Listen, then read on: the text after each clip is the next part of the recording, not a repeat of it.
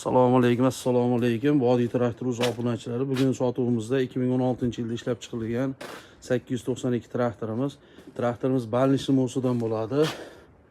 Holatlari mana.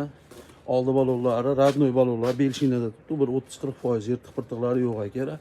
Hop, traktorimizda motorlar antifrizda. Ana ko'rib turganingizdek, qo'l savat qilingan. Korobka zadniy mo'slari ochilmagan. Ko'jiqlarda suvarkalari yo'g'idan.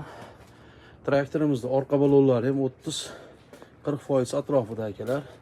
Mana traktorimiz ishga tayyor holatda sotuvga chiqyapti mana. Orqa qismlari hech qanday bunda muammosi yo'q. Olib borasizlar, ishga solasizlar.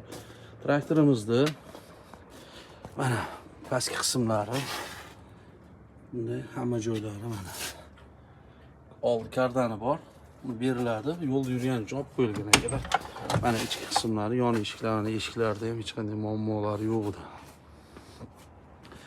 Traktorimiz mana eshiklari, hamma joy, salon qismlariga o'tadigan bo'lsak, salon qismlari mana poliglar, polni shumka bo'lgan. Orqa qismlar, ko'jalar hamma yo'q butun. Torpedalar ishlab turibdi, xudo xolasa.